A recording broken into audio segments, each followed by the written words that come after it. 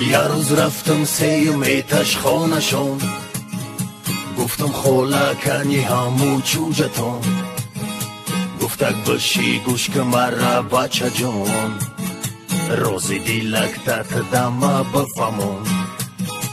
گفتم خاله چوجتون دوست داشتم، بی چوجتون زندگی را نخواستم. من یک بچه ای کم بغلی بیسم، لیکن عاشقی دختریت هستم. گفتک بچم اگر کی نداری سوم، تو الکی در نظرم شدیشون، بپل باشی نمیشوی دم و دم، کم بغلی در بپوش ای برم.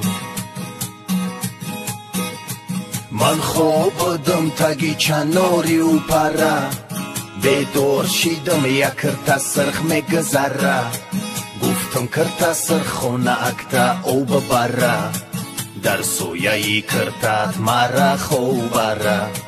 کشکی نمیشد خونتون در 82، ای غموی تره نمیشیدم دایدو، پدسنی تنجم ای محله کلینین، خواستم که شوی در اوچهی مکلین.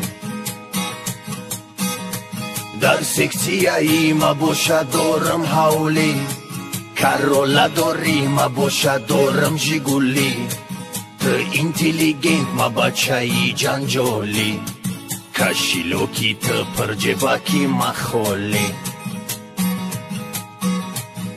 یه روز رفتم، دو روز رفتم، 3 روز رفتم سیمتش خانشون، گفتم خاله کنی همو چوجتون، گفتک باشی گوش که مرا بچه جون، روزی دیلکتت دم بفهمون. یه روز رفتم سیمتش خانشون، گفتم خاله کنی همو چوجتون، گفتک باشی گوش که مرا بچه جون، روزی دیلکتت دم بفهمون. گفتم خاله در کار نیست چوجتون، زن میگیرم ای ولایتی خطلون،